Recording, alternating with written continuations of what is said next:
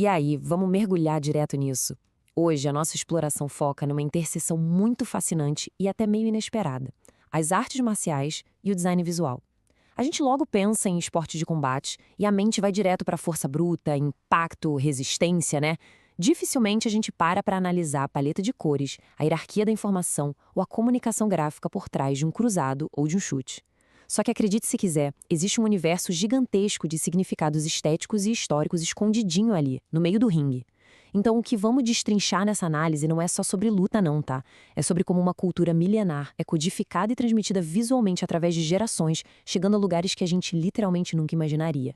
E a grande charada que a gente tem para resolver aqui é a seguinte: o que exatamente conecta uma divindade mítica lá da Tailândia a um centro de treinamento hipermoderno do outro lado do mundo, no meio de Pernambuco? É muito louco imaginar como símbolos tão complexos do hinduísmo e do budismo cruzaram oceanos e séculos inteiros para virar rotina diária de atletas no Nordeste brasileiro. E a resposta para esse mistério está na força absurda do design e da comunicação visual. Porque quando um sistema visual é muito bem desenhado, ele sobrevive ao tempo e à geografia. Fica intacto.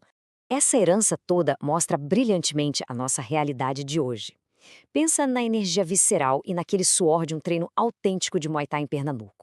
Você escuta o impacto pesado das luvas, a repetição quase hipnótica dos movimentos, a luz forte da academia.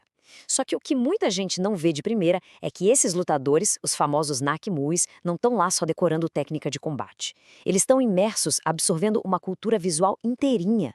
Sem nem perceber, a galera se torna portadora de símbolos ancestrais, replicando formas, saudações e rituais estéticos que têm séculos de estrada. O esporte, no fim das contas, funciona como um veículo de design em movimento.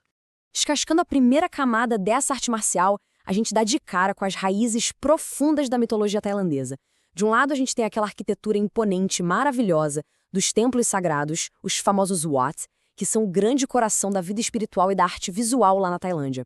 Do outro lado, a figura do Hanuman, o lendário rei macaco. Na mitologia, o Hanuman é respeitadíssimo por ter uma força sobre-humana, uma coragem que não quebra por nada e uma devoção absoluta.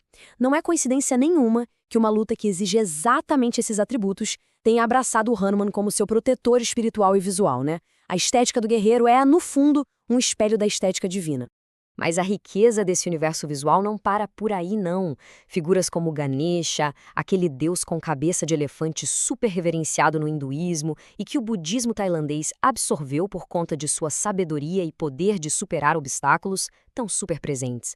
Ou então a estátua majestosa de um Kinara, aquela criatura meio humana, meio pássaro, que traz graça e beleza para a coisa toda. Então, o ponto-chave da nossa análise é entender que as tradições do Muay Thai são tipo um liquidificador visual super sofisticado, misturando crenças budistas, hindus e animistas. Essa espiritualidade não ficou esquecida num livro velho. Ela virou ícone, forma e cor que a galera usa até hoje para puxar força e proteção no tatame. E pensando na linha do tempo, a evolução dessa estética foi moldada puramente pela sobrevivência. Lá por 1500, no período de Ayutthaya, o negócio era letal. Os guerreiros usavam o kachuek, aquelas cordas de cânhamo que eles mergulhavam em óleo para causar o máximo de estrago possível. Daí, num tempo mais pacífico, durante o período Thonburi, a prática evolui e começa a aparecer em festivais. O design da luta dá uma guinada oficial em 1929, quando o rei estabelece as regras formais, e a coisa culmina na abertura do lendário estádio Raja Daminern em 1945. Até que, em 2003, o visual visceral do Muay Thai explode na cultura pop com o filme Ong Bak.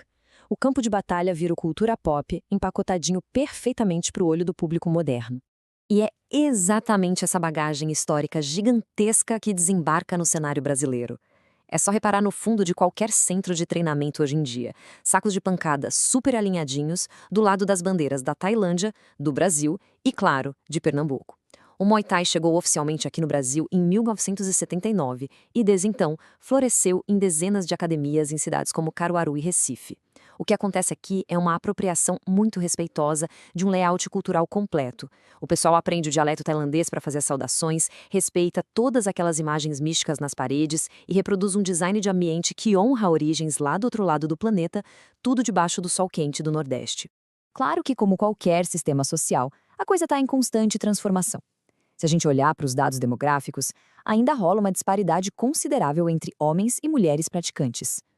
Historicamente, as mulheres eram meio que barradas da prática na Tailândia por causa de umas crenças antigas que proibiam a presença feminina nos ringues sagrados. Só que, e isso é o mais importante de notar, essa realidade está mudando, e mudando rápido. A luta pela igualdade de gênero está cavando um espaço muito merecido. Cada vez mais, as mulheres estão conquistando a arena que por séculos foi dominada pelos caras. Porque a evolução do esporte passa justamente por quem tem passe livre para praticar ele. Bom, para a gente entender como essa magia toda opera na prática, vamos pegar emprestada a visão de um mestre do design italiano, o Bruno Munari. Usando os princípios dele, tipo legibilidade, hierarquia, coerência visual, o espaçamento correto, as cores, o alinhamento e a ênfase, a gente percebe que essas tradições marciais não são só enfeite ou lenda. Elas formam um sistema de comunicação visual incrivelmente funcional. Cada corda que o lutador amarra, cada cor que ele escolhe usar, obedece a uma lógica tão rígida que qualquer acadêmico de design bateria palmas. A sacada magistral do Munari é dividir qualquer mensagem visual em duas partes cruciais: a informação em si e o suporte visual. O suporte é a textura, a forma, o movimento. Trazendo isso para o Muay Thai, a informação essencial pode ser o pedido de proteção divina ou a graduação do atleta ali. Mas o suporte visual são aquelas cores vibrantes, o tecido todo trançado das cordas e os movimentos milimetricamente calculados da dança que eles fazem antes do gongo soar. É esse suporte físico pegável ali que faz uma mensagem de séculos atrás ficar totalmente visível no meio da tensão da porrada. E já que estamos falando de visual, saca só as famosas tatuagens saqueantes. Elas são basicamente um portfólio de design gráfico de elite estampado na pele. A Kaoyord, por exemplo, tem ali 9 picos mega precisos que representam Monte Mero, a montanha sagrada do hinduísmo e budismo. Já a Hatha Yeu tem 5 linhas verticais organizadas num espaçamento impecável, uma hierarquia de dar inveja. Olhando com os olhos do design, é uma obra-prima de layout, mas no contexto cultural do ringue, essa geometria perfeita tem uma função bem pragmática: invocar proteção mágica e muita sorte para o guerreiro que está carregando aquilo. O lance principal aqui é sacar o que significa cada linha e bloco desses. A saqueante não é um rascunho aleatório. A gente está falando de um sistema tipográfico purinho e ancestral, criado no antigo alfabeto Khmer. Cada quadrado geométrico, cada curvinha age como uma oração específica, calculada nos mínimos detalhes. Quando a agulha de bambu fura a pele, não está só jogando tinta lá dentro, está meio que assinando um contrato visual com os deuses. Essa legibilidade absurda do desenho que garante, segundo a crença da galera, que o feitiço de proteção aguente os impactos brutais de uma luta. E olha, essa mesmíssima lógica estrita vale para absolutamente tudo que está no corpo do lutador. A roupa e os acessórios funcionam como uma verdadeira tapeçaria ambulante dentro do ringue. Pensa no Moncon, aquela coroa sagrada na cabeça, e no Kruang, a corda no braço. Aquilo não tá ali para deixar o lutador bonito. Eles comunicam num milissegundo a graduação dele, a região da escola e quem é o mestre dele. As cores, os padrões, a tipografia, tudo projeta a identidade do atleta de um jeito absurdamente impactante, sem que ninguém precise dar um único pio. Tudo isso bate em cheio com a definição clássica do designer David Jerry, que diz: o design é uma forma de comunicação visual e os símbolos são as palavras silenciosas do design. Cara, essa frase constrói a ponte perfeita para tudo que a gente está explorando. Um sistema brutal e ancestral de combate corpo a corpo forjado nas guerras segue exatamente as mesmas regras silenciosas que as multinacionais gigantescas usam para dominar o marketing moderno. O leão mitológico, o deus macaco, os quadrados da tatuagem, eles operam exatamente como palavras silenciosas, formando o logotipo imbatível do Muay Thai. E aí a gente chega num ponto para fritar a cabeça. Se a gente acabou de ver que uma arte marcial super famosa pela agressividade é, na verdade, uma baita aula de comunicação visual e sobrevivência cultural, o que mais a gente está deixando passar batido por aí?